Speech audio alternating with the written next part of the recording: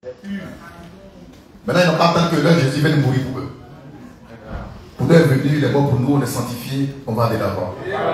Amen. Vous pouvez vous asseoir. Nous passons maintenant au deuxième message qui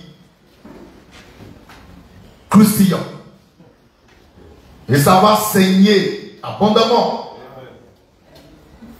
Car je vais prouver encore une fois, par la Bible elle-même, qu'elle est pleine de contradictions.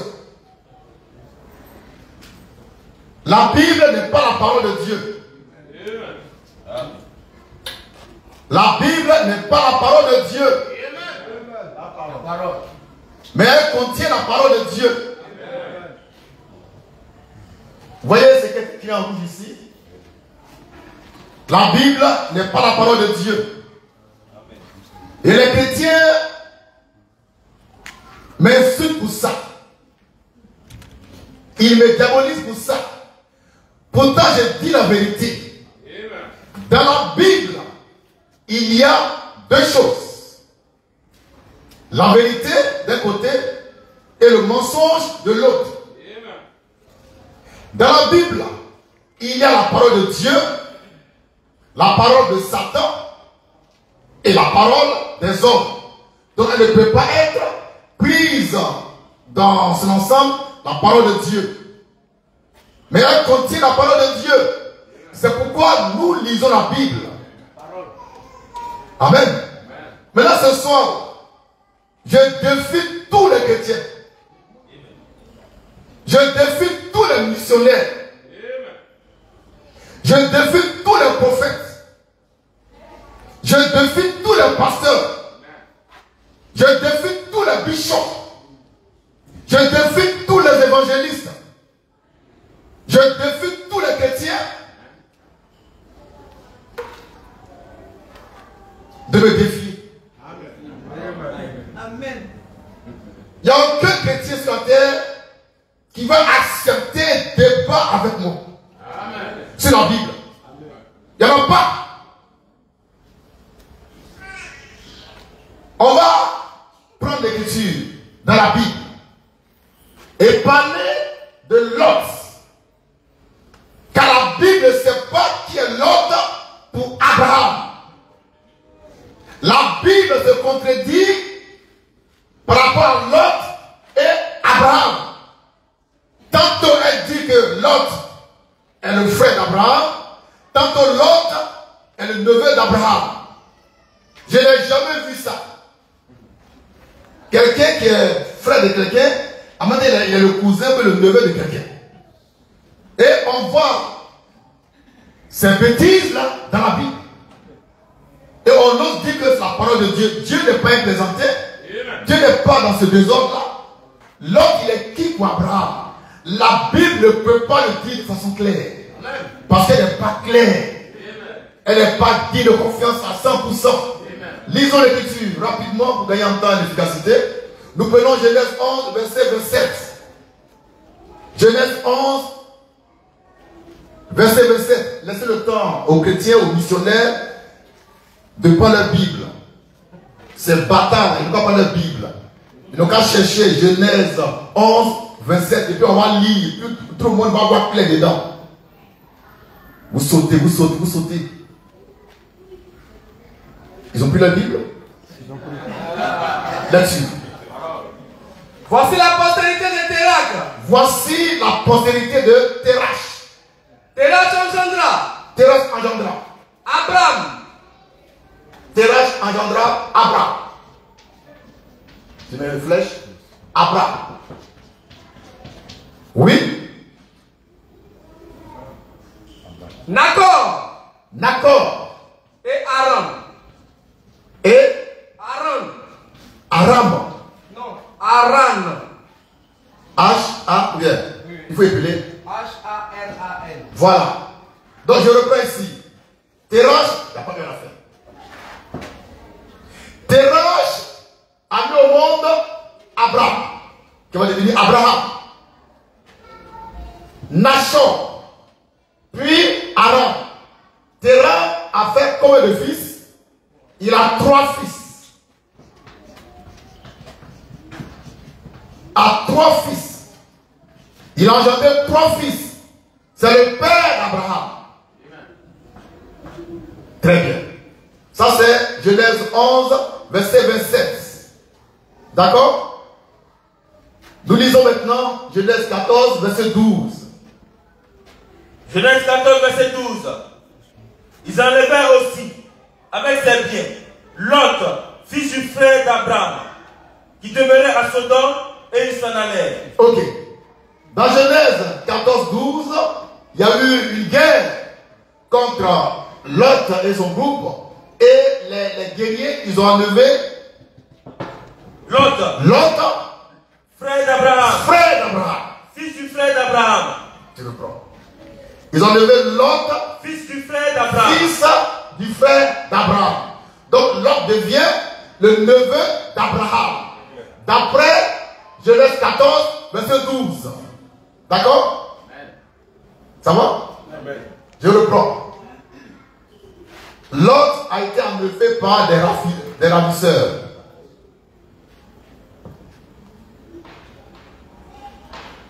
Genèse 14, 12 dit que Lot est le fils du frère d'Abraham. Le fils du frère d'Abraham. Son père c'est qui? Aram est le père de Lot. Aram est le père de Lot. Aram est le père de Lot. Et Lot est le frère d'Abraham. Lot, non pas Lot. Aram est le frère d'Abraham. On reprend? Aram est le père de Lot. Et Aram est le frère d'Abraham. Ça va? Ce qui fait que Lot devient le neveu d'Abraham. Lot est donc le neveu d'Abraham. D'après Genèse 14, le verset 12. Pardon? 11, 27 aussi. Oui, j'ai bien. Maintenant, on revient à 11, 27. Genèse 11, 27. Il dit quoi? Voici la postérité de Terach. Oui. Terach engendra Abraham, Nahor. Engendre Abraham. Oui. Nahor Nachor et Aaron. Aram. Aaron engendra Lot. Aram engendra Lot. Donc Aram ici, tu mets une flèche, Lot. Ok. D'après Genèse 11, 27 et Genèse 14, 12, Lot est le neveu d'Abraham. C'est écrit comme ça dans la Bible. Vérifiez avec moi, chrétien. Aveu. Missionnaire. Bishop. Genèse 11, 27. Genèse 14, 12 disent que Lot est le neveu d'Abraham. Ouais. Maintenant, lisons Genèse 14, 16. C'est là que ça va saigner. C'est là que la Bible va montrer ses limites. Va montrer sa sorcellerie, sa diablerie, sa bâtardise. La Bible n'est pas la parole de Dieu. La Bible que tu as à la maison, qui te sert d'oreiller, de protection, n'est pas la parole de Dieu. Dans Genèse 14, 16, elle va montrer qu'elle est diablesse. Laisse. Genèse 14, 16. Oui. Il ramena toutes les richesses. Il ramena aussi Lot, son frère, avec ses biens. Abraham ramène toutes les richesses. Il ramena aussi Lot. Il ramène aussi Lot. Son frère. Lot. Son frère. Lot. Son frère. Donc ici, Lot est devenu le frère d'Abraham. Dans Genèse 14, 16. Alors Lot, il est comment? Pour être à la fois neveu d'Abraham et le frère d'Abraham. Même en sorcellerie, on n'a jamais vu ça. Même en alchimie, on n'a jamais vu telle combinaison. Mais dans la Bible, il y a ça. Et toi, missionnaire, tu oses dire que la Bible est l'authentique parole de Dieu. Toi, apôtre des nations, toi, prophète des nations, toi, général, 5 étoiles de l'Éternel, tu oses dire que la Bible est la parole de Dieu. Je te dis, moi je te dis que la Bible n'est pas la parole de Dieu. Parce que l'homme ne peut pas être à la fois le neveu d'Abraham et le frère d'Abraham. Or ta Bible dit que l'homme est à la fois le neveu d'Abraham et frère d'Abraham. C'est la sorcellerie de ta pure. Mais quand tu es un sorcier, tu crois la Bible. Quand tu es un féticheur, tu crois la Bible. Prenez vos Bibles, venez me trouver ici, ou bien convoquez-moi dans vos églises. Je fais de vous une bouchée. Je fais de vous une bouchée. Vous ne connaissez pas la Bible. Vous ne connaissez pas ce qu'il y a dedans. Vous ne voyez pas sa sorcellerie, sa diablerie, sa tromperie. Et c'est dans ça que les chrétiens mettent leur foi. Comment quelqu'un, un homme de s'y croire, peut-il être à la fois neveu d'Abraham et frère d'Abraham? Et vous les chrétiens, vous aimez ça? Qu'on vous trompe, qu'on vous mente. Parce qu'en vous, c'est la semence du diable. C'est la semence de la sorcellerie. C'est la semence du mensonge. Mais Dieu a mis en nous la semence de la vérité. La semence incorruptible qui est la parole vivante et permanente de Dieu. La Bible n'est pas la parole de Dieu. On va monter en descendre. Tu peux te plaindre derrière ton écran. Tu ne vas jamais venir devant moi. Tu tomberas devant moi. Tu vas tomber devant moi. Que tu sois missionnaire, tu tomberas devant moi. Être missionnaire fidèle où? Restez là-bas. La parole de Dieu. Je suis la parole de Dieu. Je suis la parole de Dieu pour cette heure. Ce soir-là, moi qui te parle, je suis ta parole. C'est moi qui te parle. Écoute-moi. Que Dieu soit béni. Maintenant, qui est la vraie parole de Dieu? Nous lisons dans la Bible où il y a la parole de Dieu. Et nous prenons Apocalypse 19, verset 11 et verset 13. Les chrétiens vont se citer. Désabonnez-vous de la page. Vous êtes tous des bâtards. Des sorciers.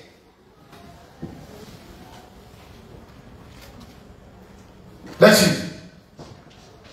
Apocalypse 19, verset 11. Verset 11. Puis je vis.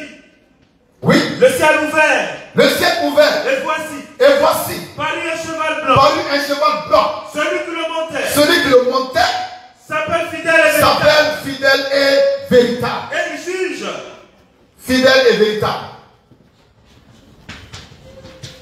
Il s'appelle fidèle et véritable.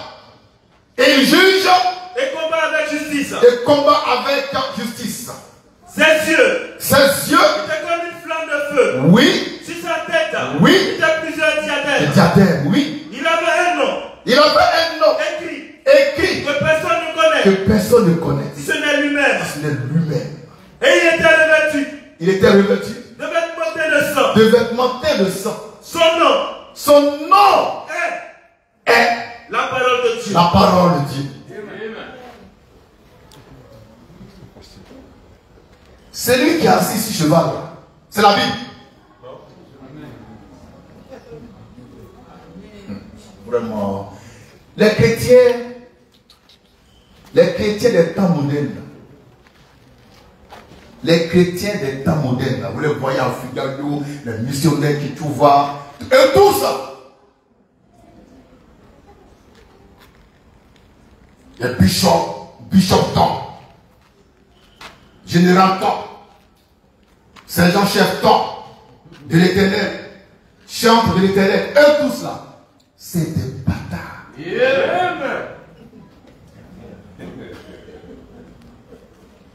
Il est écrit noir sur blanc que quelqu'un est assis sur un cheval blanc. Son nom c'est La parole de Dieu. Et toi tu donnes ça à la Bible. Tellement tu es borné. Tellement tu es atteint mentalement. L'homme qui est assis sur le cheval, c'est la Bible. Mais pourquoi tu prends son nom, tu donnes ça à un livre? Parce que tu es borné. Je parle de toi. Tu es missionnaire, je parle de toi. Tu es apôtre, je parle de toi. Tu es prophète, je parle de toi. Tu es qui encore? Bishop, je parle de toi. Tu n'es pas intelligent. Tu n'es pas intelligent. La Bible te dit elle-même qu'elle n'est pas la parole de Dieu. Elle dit non. C'est toi qui es la parole de Dieu. Elle dit elle n'est pas la parole de Dieu. Elle donne le nom de celui qui est la parole de Dieu. La Bible que tu aimes pas révèle le nom de celui qui est la parole de Dieu. Cet homme-là, il a assis sur un cheval blanc. Il s'appelle fidèle de l'État. Et puis, ce qui le caractérise en propre, c'est qu'il a un vêtement teint de sang. Alors, quel est cet homme qui a un vêtement teint de sang? Si ce n'est pas Jésus-Christ, notre Seigneur. Donc, Jésus-Christ s'appelle la parole de Dieu. Ce n'est pas ta Bible où il y a la sauce. Le diable.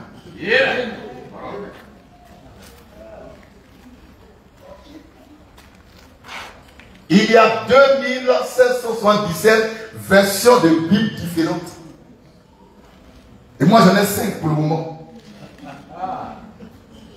Et elles sont toutes fausses. Je ne crois pas à la Bible. Mais je crois à la parole de Dieu qui est dans la Bible. Ils m'ont dit, bon, lui, il dit que la Bible n'est pas pour Dieu, mais il dit la Bible. Toi, tu m'as vu entrer la Bible. Tu m'as bien vu entrer la Bible. Tu es un menteur. Tu ne me verras jamais avec une Bible. Jamais. Je suis avec la parole de Dieu. Je suis dans la parole de Dieu. Tu ne me verras jamais avec une Bible. Ils m'ont dit, mais tu as un livre noir là. C'est un livre noir. Mais ce n'est pas la Bible. Alléluia. Papa, c'est maman. Papa, c'est maman. Que vous soyez méthodistes, Assemblée de Dieu, pentecôtistes, branhamistes, agodioïstes, kakoufipiaïstes, tous les istes, vous êtes du diable. Vous qui pensez que la Bible, la parole de Dieu, vous êtes du diable. Vous n'êtes pas intelligent. Vous êtes irréfléchi. Vous êtes des idiots. Comment un livre qui ne peut même pas nous dire avec précision qui est l'ordre pour Abraham, vous dites que c'est la parole de Dieu. Vous êtes malade? Ça ne va pas dans votre tête. On vous a formaté pour croire au mensonge. Un livre qui ne peut pas te dire qui est l'ordre pour Abraham, tu me dis c'est la parole de Dieu. C'est la parole de Dieu et puis tu trembles. Et quand tu prêtes, tu transpires. Mais tu vas finir par faire une crise d'AVC. La Bible ne peut pas te dire avec précision qui est l'ordre pour Abraham. Tantôt elle dit que l'autre est le neveu d'Abraham. Ça c'est Genèse 11, 27, Genèse 14, 12. Tantôt elle dit que l'autre est le frère même d'Abraham. Ça c'est Genèse 14, 16. On prend quoi? Missionnaire, on prend quoi ici là? Apôtre, on prend quoi ici? Général, mon général, je suis au serré. Mais on prend quoi ici là? Je suis au serré. Mais on prend quoi? Si on prend Genèse 11, 24, pardon, 11, 27, et qu'on laisse tomber Genèse 14, 16, il y a un problème. Parce que tout ça c'est la Bible. Si tu prends Genèse 14, 16 et que tu laisses tomber Genèse 11, 27, l'ancien bamba. Donc on fait comment? Il faut déchirer la Bible. Il faut déchirer la Bible. En petits morceaux. Pour que Dieu puisse te révéler sa parole. Que son nom soit béni. Amen. Qui est Lot pour Abraham? La Bible ne peut pas te donner une réponse satisfaisante. Parce qu'elle-même, elle est mélangée. Elle ne sait pas. Et il faut être idiot comme ces idiots pour dire que la Bible est la parole de Dieu. Pour nous, Jésus-Christ est la seule parole de Dieu. Jésus-Christ est la parole de Dieu. Dieu est la parole de Dieu. Au commencement était la parole. Et non la Bible. Au commencement était la parole et non la Bible. Et la parole était avec Dieu et non la Bible. Et la parole était Dieu et non la Bible. La parole de Dieu était au commencement avec Dieu. Au verset 14. Et la parole a été faite chair. Dites-moi, est-ce que c'est ta Bible qui a été faite chair? Amen. La parole a été faite chair. Elle a habité parmi nous, pleine de grâce et de vérité. Son nom c'est Jésus-Christ. Ta Bible ne s'appelle pas Jésus-Christ. Elle s'appelle la Bible. Et la Bible n'est pas un message de Dieu. Quand Dieu envoie un message, il parle du message dans le message. Je vais expliquer. Quand Dieu envoie un message, il parle du message dans le message. Quand Dieu envoie une parole, il parle de la parole là, dans la parole. Je prends un exemple. Jésus est venu avec l'évangile. On va trouver le mot évangile dans l'évangile de Jésus. Et au temps de la fin, pour le temps de l'aube et du matin, le Seigneur a envoyé quoi? La manne fraîche. Tu vas voir ça dans la manne fraîche. C'est écrit dans ce doigt, manne fraîche, manne fraîche, manne fraîche. Pourquoi? C'est la parole de Dieu. Tu ne verras pas le mot Bible dans la Bible. Pourquoi? Ce n'est pas un message de Dieu. La Bible n'est pas un message de Dieu. C'est pourquoi ce n'est pas écrit dans la Bible. Même le Coran de Allah. Le Coran est écrit dans le Coran. Le mot Coran est écrit dans le Coran pour dire que c'est la parole d'Allah. Allah même est plus intelligent que vos dieux là. Votre Dieu baptiste, votre Dieu assemblée de Dieu. Votre Dieu est trop bête. Allah a mis le Coran dans sa parole. Quand tu vois le Coran, tu vas voir le mot Coran, c'est écrit noir sur blanc. Mais votre Dieu assemblée de Dieu, votre Dieu est catholique, votre Dieu est méthodiste, votre Dieu cathouiste, votre Dieu agodioïste, branhamiste. Ils ne sont même pas capables de mettre dans son livre le nom de son livre. Regardez toutes les révélations manifestes. Vous allez voir manifeste. Tout. Pourquoi? C'est la parole de Dieu. C'est un message de Dieu. Allez-y lire le Coran, vous allez voir le mot Coran est là. Même Allah, le tout-puissant Allah, le très miséricordieux Allah, il sait qu'il faut écrire le message dans le message. Votre Dieu bataille. Ils ont une Bible qui leur échappe. Et nous, on va sanctifier la Bible. On va nettoyer ça pour des données missionnaires, de pacotille, les antennes à la sauvette, bavard, tonitruant, qui sont sauts, comme une sauterelle, charognard, tu manges Ecclésiaste 7, verset 20. Tu n'es pas digne de pécher Jésus. Bon, c'est fini, hein? Ok, donc c'est fini. On va chanter un chœur. Et on va attaquer le dernier message.